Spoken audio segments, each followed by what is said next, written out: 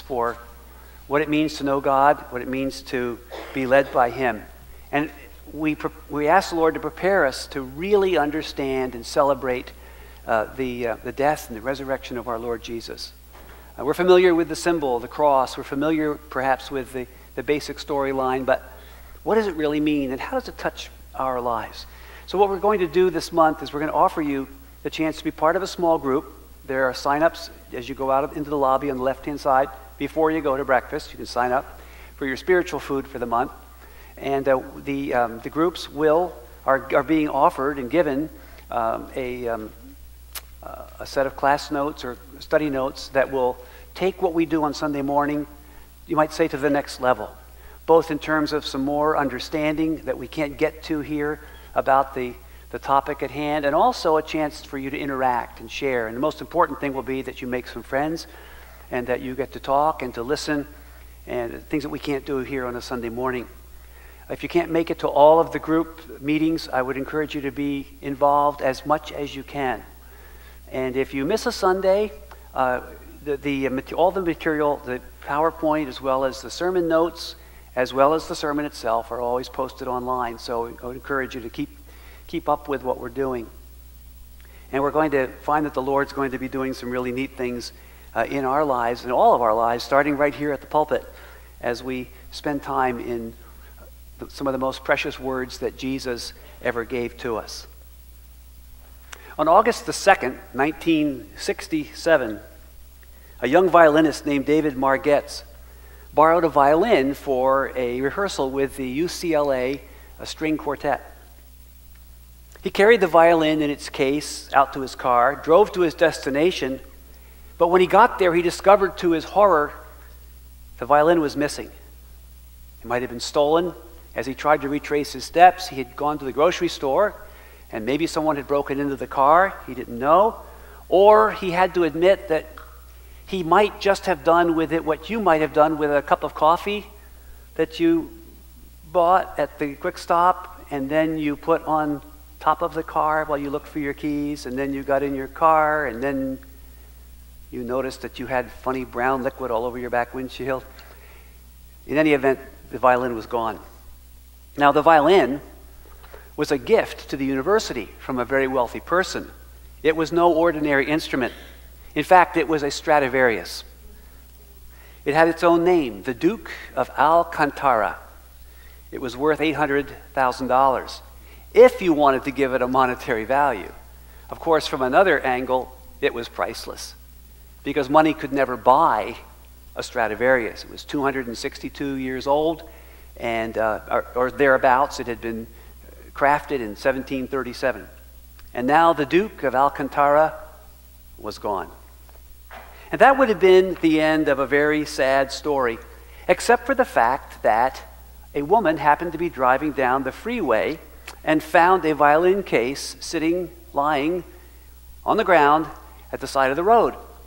So she stopped, picked up the case, put it in her car, and took it home. There were no notes associated with it. No, please return me to UCLA, I'm very valuable. It was just actually a double violin case with 2 violins in it. Now, the woman eventually gave the violin to her nephew over the course of time, and he in turn gave it to his ex-wife as part of a divorce settlement. The new owner, Ms. Teresa Salvato, was an amateur violinist. Thus, she received the violin when the divorce went through. And one day, 27 years after David Margetts lost the Duke of Alcantara, her violin teacher took this seemingly nondescript violin into a shop for some repairs. The moment the owner of the violin shop saw the violin, he knew that he was looking at far more than the typical student violin. If you know anything about instruments, that lighted shape is called the F-hole of the violin. You know how on both sides of the strings it has that opening to let the sound out. And if you really know what you're doing and you want to know about where a violin comes from, there's a good chance if you look in there with a light, you will find that the maker of the violin has left some sort of indication. In this case, it says Antonius Stradivarius Cremonensis, that was the name of the town. And in this particular case, we're looking at a Stradivarius, not the Duke of Alcantara, but another one that was built in 1722. So the violin shop owner looked into this violin, checked it out, and realized he was looking at something very, very special. In fact, it did not take him long to realize he was looking at a genuine 262-year-old Stradivarius by the name of the Duke of Alcantara. Isn't it funny how a violin can sit in the closet, or for that matter, under the bed, for 27 years, to be taken out occasionally and played, perhaps used as a student violin by an amateur violinist who goes off to her lesson every week or whatever, and the teacher sees the instrument but sees it in the context of a student and hears it being played the way a student would play it. And all this would go along with no one having a clue as to what that instrument actually was. This violin, then once someone sees it, who is able to identify its true worth, is discovered to be priceless, irreplaceable, and is suddenly found, even though technically, at least for some, in one sense, it was never totally lost. Now, two things conspired to cause people to think of this priceless instrument as just another nondescript student violin for 27 years. Number one, it was lost by those who knew its worth. There were people around who searched for that violin. There were people around who valued it. There certainly were insurance adjusters, I'm sure, who had to pay out after some point in time and were thinking, boy, if we could find that thing, we could save the company some money. There were musicians who were lamenting the loss of this beautiful instrument. There were students at UCLA who were saying, I'll never get to play it. It was not that nobody cared, but as far as they were concerned, this precious instrument had been lost. And secondly, it had been found by someone who had no idea of its worth, and who therefore attached her own sense of meaning and value to it. She took care of it, but it had come easy. It had just been found by the side of the road. What does that tell you? I mean, how many people would leave a 262-year-old, $800,000 violin just sitting on the side of the I-5 outside of LA or somewhere? It wasn't going to happen. There's no logical way any sane, rational person would think that something they found by the side of the road in an old beat-up case, something that looked really old because it was really old, had any greater value than whatever they would assign to it. Now, the Duke of Alcantara never ceased to be a Stradivarius violin. It continued to play as only an instrument of that quality could play. It always made the uniquely beautiful music that only a Stradivarius could make. An interesting little quote from the woman who was the last owner before it was returned to UCLA, Ms. Salvato. She said this, quote, "There are things I can't do on the violin, but I can execute them on that violin." It's as if the violin was trying to tell her its true identity all those years. But she could never have imagined just how wonderful and how valuable it was when she tucked it under her chin or worked through her violin lesson or took it to play before her teacher. But when an expert on violins and their history saw that violin, everything changed. The lost violin was found. The ordinary violin became extraordinary once again. And now, returned to the university, it once more does what it was meant to do. It makes the music that only a Stradivarius can make. Now, in many ways, the story of this violin, the Duke of Alcantara, the violin that was lost by the side of the road and once found when it was taken into a shop, in many ways, the story of this violin is the story of one of the most familiar parts of the Bible, the Lord's Prayer. If you read the Lord's Prayer in the original Greek language, it comes out to 57 words, not counting the traditional ending. If you go into your NIV Bible, 53 words, just about the same. How many millions and millions of people have prayed those words in whatever language was their mother tongue? All over the world, for the last 2,000 years.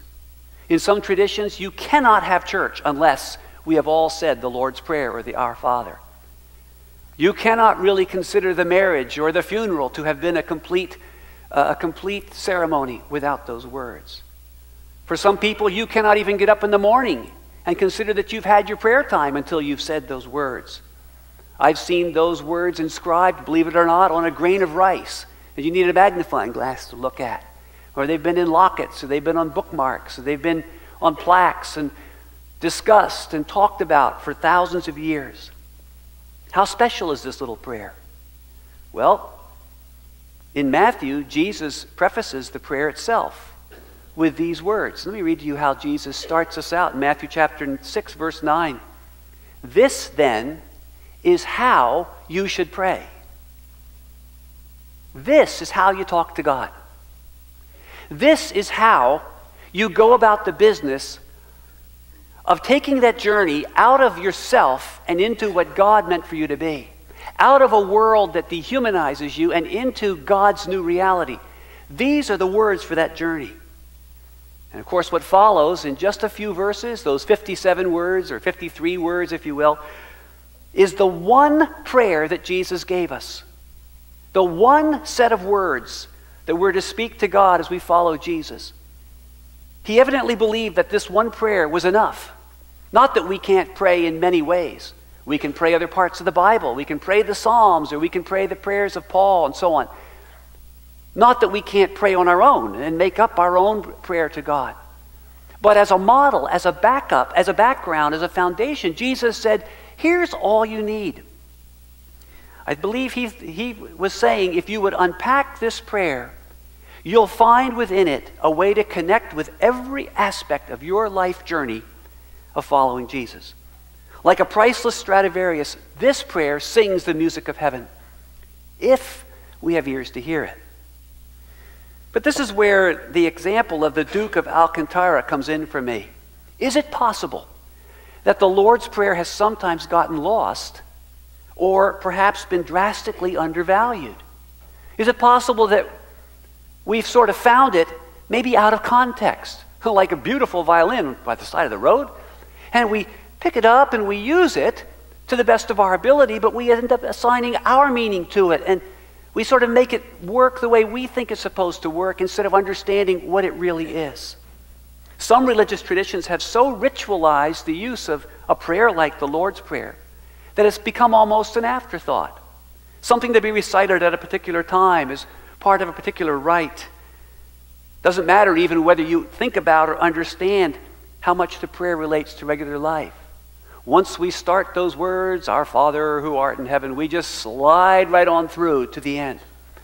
Of course, the most exciting thing about saying the Lord's Prayer is whether you say the ending or not. To thine be the power, the kingdom, and the power, and the glory forever and ever. For many, many generations, Protestants and Catholics separated on those last words. And you could always tell whether the people that were saying the prayer were part of your tribe or the other tribe by whether they said the end. Is that what the prayer was put there for? Jesus saying, I'm going to put an acid test of Catholic versus Protestant into the Bible 1,500 years before there is such a thing as Protestant versus... No, of course not. But it gives you an example of how something so precious could end up functioning in a way that it was never meant to function. Other traditions, like our own, in our particular form of Protestantism, the Pentecostal tradition, has written the Lord's Prayer out of our services. When's the last time we said the Our Father here in church on a Sunday morning? Sure, it's in the Bible. It's even in red letters. But we do not want to be bound by ritual and liturgy. Could it be that the Lord's Prayer became something like a priceless violin left on top of the car, only to fall by the wayside? Our mission this Easter season is to recover and rediscover this beautiful prayer. And when we do, we will find that it hasn't lost any of its power to redefine us and to guide us on our journey as we follow Jesus. The Lord's Prayer gives us in Jesus' own words, our words for the journey. So let's get started. We all know how the Lord's Prayer begins, or most of us do. First two words, say them with me. Our Father. There you go. We've got that. Some circles, frankly, and when I moved up here to Vermont in a very strongly French Catholic environment, I discovered that it wasn't even called the Lord's Prayer. What's it called?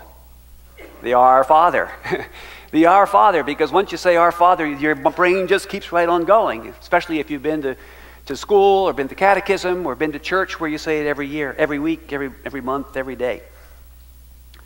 First line of the prayer focuses our attention on God, on the God that Jesus knew and revealed to us. There are some important words that go along with Our Father. Look with me at verse 9, and that will be our text for this morning, Matthew 6:9. Our Father in heaven, hallowed be your name. Now, right now, we face a question. What is Jesus saying in this brief little opening statement that forms the beginning of this prayer? Are they just a way to get us started? Something reverent, we can say, something complimentary to God, kind of get our brain in gear. It's like, oh yes, I need to say something holy to get this thing going. I'm going to be praying after all. Is Jesus providing us with a warm, fuzzy prayer that helps us see God in a non-threatening way? I think more and more now we talk about God as Father, sort of a way of saying, don't be afraid of Him. He loves you. He's love, and He's out there, and He cares, and you know, He's not the mean, threatening God that shoots fire bolts down from the sky, but He's your daddy. Third question. Just what does hallowed be your name really mean anyway? Did you ever say hallowed be anything? I mean, the only time we say hallow is on the 31st of October, and that really doesn't seem to fit the Lord's Prayer. Things lost. Words that we interpret by what we know, or words that we gloss over because they're either too familiar or they sound funny to us. What's Jesus talking about anyway? To Jesus' Jewish audience, and of course Jesus was Jewish rabbi, lived in a Jewish country, spent his entire life with Jewish people. His disciples were all Jewish. Look at their names, of most of them at least. Certainly all of them were part of the Jewish community. To Jesus' Jewish audience, these two words, Our Father, would have been perfectly understandable, but perhaps in a way that we wouldn't think of. You see, the Jewish people had themselves come into being.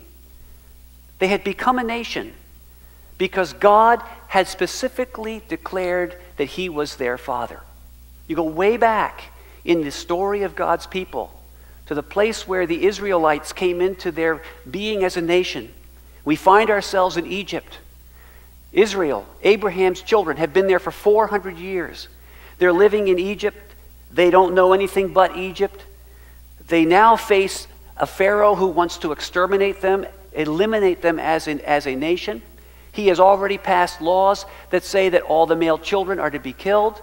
That means that within a generation or two, all of the female Hebrews would be married into Egyptian society, and like they must have done with any number of ethnic groups, this particular troublesome Hebrew group would cease to exist. And then God steps in and says, it will not be like that. I made a promise to their ancestor Abraham that out of his family would become a great nation. I will not let this nation be destroyed, even if they're living as slaves. God steps in and says, I'm going to lead my people on a journey out of the dehumanizing atmosphere of Egypt, with its slavery, its oppression, with all of the idolatry, with the threat of genocide of my people, everything that goes against what it means to be human. And I'm going to take them to their true humanity, where they become what I meant for them to be, my reflection into this world, from dehumanized to truly human. And so He chooses a man named Moses to lead the expedition. In chapter 4, this is what He tells Moses to say to King Pharaoh. Exodus 4, 22, 23. Then say to Pharaoh, this is what the Lord says. Israel is my firstborn son. And I told you, let my son go, so he may worship me. So when Jewish people heard Jesus calling God Father, for them that had a very personal and real application. It wasn't just a warm, fuzzy idea about God, making God accessible to us. What it meant was that He was talking about the God who had adopted them, had taken them out of slavery and had made them his own children, with all the privileges that would go with that. By calling the enslaved Israelites his son, God was giving them a brand new identity. Think about the identity that they had as slaves in Egypt. They were second class, they were aliens. They probably weren't considered citizens because they weren't Egyptian. They were always seen as a threat that perhaps they would side with some other group and rebel against the true Egyptians. So they faced a form of racism that never went away. Pharaoh, in fact, decided to exterminate them because they were of a different race. They faced all the temptations to just give in and go Egyptian, if you will, give up their identity and become something else, or allow their children to become something else. And the whole situation was one in which an ungodly king was determining what it means to be human according to what he wanted and what he could get, instead of the creator of heavens and earth, God himself, bringing people into their true purpose for what we were put here for. But God steps in and says, say to Pharaoh, Israel is my firstborn son. God defines this unwanted and despised group of people as his most precious possession, his family. So when Jesus says, start your prayer this way, our Father, he's challenging you and he's challenging me to dare to believe that the one who created us is giving us a brand new identity, one this world would never give to us. One that says, you're my family, you're my children, and I'm going to make you into what you were meant to be. I don't know what kind of identity you carry around. I don't know what your background is. I know some of you, we have conversations. Some of us have sat and talked and prayed about really hard things. Others, maybe we haven't done that yet. Perhaps in your small group, you'll have a chance to talk about that a little bit. But not one of us comes into this life or gets to adulthood with an intact identity, the identity that God would have for us. Nobody gets there. The world is, frankly, too much of a mess. There are too many people who want to take something from us or have us be part of what they're doing. There are too many urges within us to defend ourselves or perhaps to expand our influence over others, that we cop out of God's identity, and we basically come to believe in false identities. We may not be slaves in Egypt. We may not be facing extermination from an evil and cruel king, as the Jewish people did under Hitler, or as the Hebrew people did under Pharaoh. But nonetheless, when Jesus says, say these words, our Father, he is daring you to believe that God has a different identity for you, one in which you are his daughter or his son. And a new identity means a new journey. You can't assume a new identity and go on living the way you did before. I can remember a very painful learning experience from the first month or so of my marriage to Suzanne. It was 40 years ago, and it was as painful right now when I think about it as it was when I messed up at that particular time. A fine autumn day, been married a month. Sue was at work. I was in between classes at the University of New Hampshire. And so it was such a beautiful day, I just hopped in the car and went for a ride.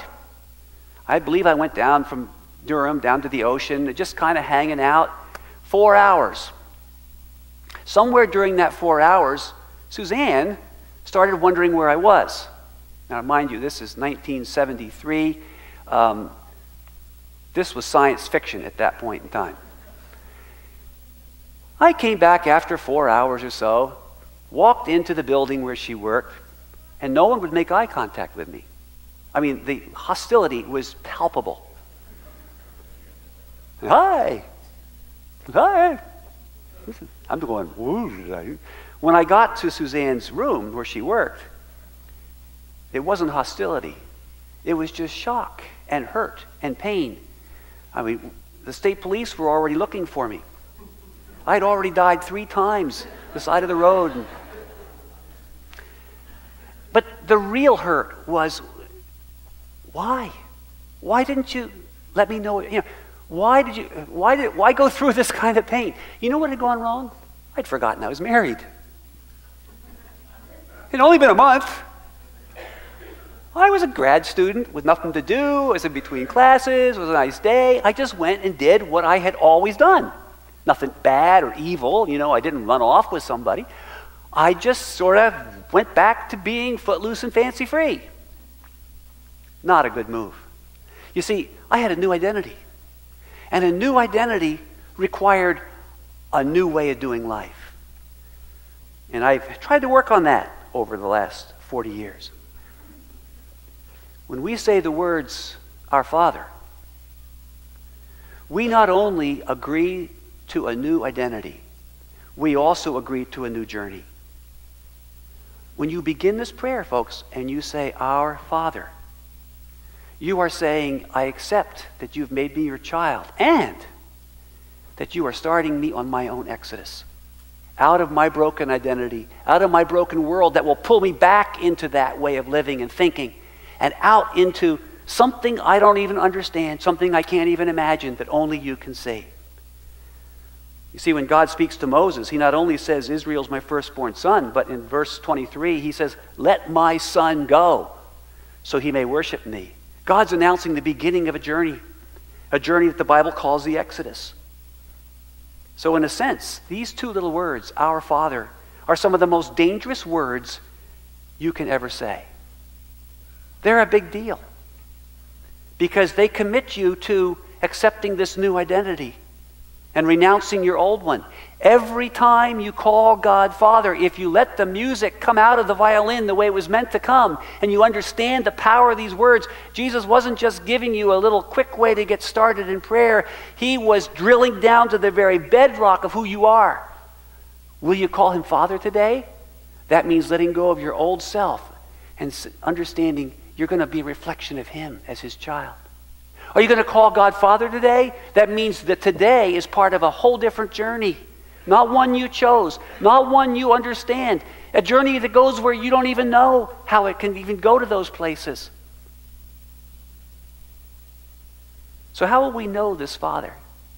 Because now it becomes very important that I know who he is. If he's going to mess up my whole world and take me to a whole different world, who is this God? Well, Moses asked that question of God in Exodus 3, verses 13 through 15. Listen to this conversation. Moses said to God, "Suppose I go to the Israelites and say to them, 'The God of your fathers has sent me to you,' and they ask me, 'What is his name?'" And then Moses says, "I don't have a clue. I had a spiritual experience out in the desert. I saw a bush. I heard a voice. But frankly, you're telling me to do a whole lot of stuff, and I don't know who you are." God said to Moses, "I am who I am." This is what you are to say to the Israelites. "I am has sent me to you." God also said to Moses, "Say to the Israelites, 'The Lord, the God of your fathers, the God of Abraham, of Isaac, and Jacob, has sent me to you. This is my name forever, the name you shall call me from generation to generation." You see, that journey could only begin when God revealed who he was, when he gave Moses and his people his name. And his name says it all. It wasn't just a name like the names of the other Egyptian gods, the god of the sun, or the god of the Nile, or the god of this part of life or that part of life. He says, "No, my name is reality. I am." That's it. That's all there is. I am that I am. You won't go any deeper than that. I'm the creator and I'm the sustainer of everything that exists. And God says, I'm the same person, the same God, who started this story by making a covenant with your ancestors. So you're only going to find that identity. You're only going to find that reality in following me, because I'm the God who created you. I've made that identity that made you to be that person. I've created you for that journey to bring you to wholeness. Our Father in heaven, hallowed be your name. Now I want to invite you to step out on this same journey that Jesus was challenging his disciples to take.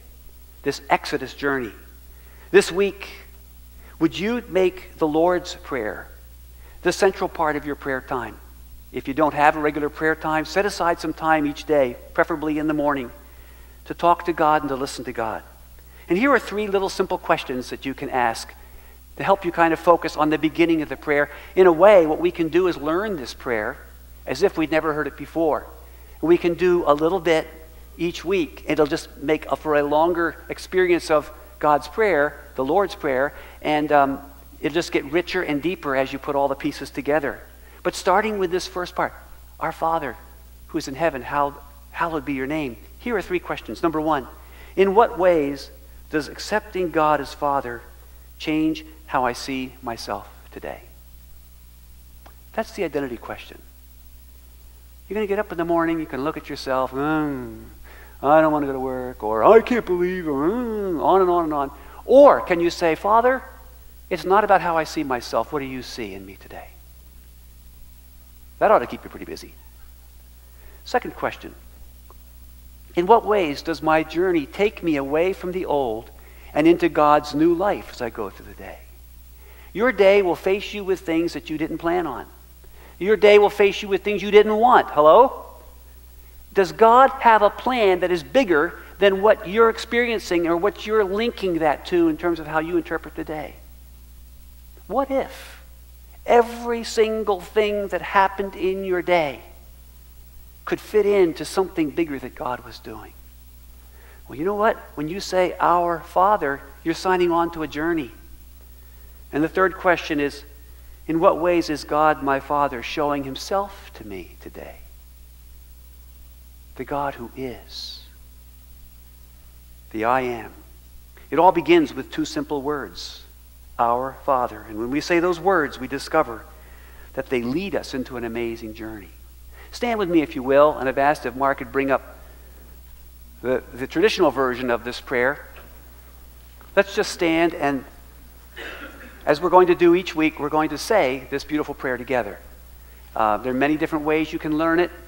My goal for you is if it isn't part of your memory banks already, that it will be, and that we can celebrate this prayer on a regular basis, not maybe every week, but certainly often here, even as we're together. So whether you need to look at the words or you can close your eyes, let's just pray together. Our Father, who art in heaven, hallowed be thy name. Thy kingdom come, thy will be done, on earth as it is in heaven. Give us this day our daily bread, and forgive us our trespasses, as we forgive those who trespass against us.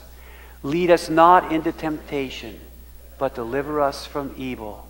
For thine is the kingdom, the power, and the glory, forever and ever. Amen. Thank you, Lord. Father, thank you. Begin that work now, Lord, of making Jesus' prayer our prayer. We give you thanks. We welcome our team to come up at this time, and let's sing together as we are dismissed. I want to thank you for being here this morning. I want to encourage you to sign up for a group if you haven't. There are sign-up sheets there.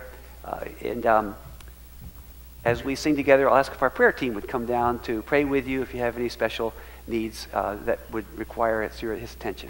So let's sing together.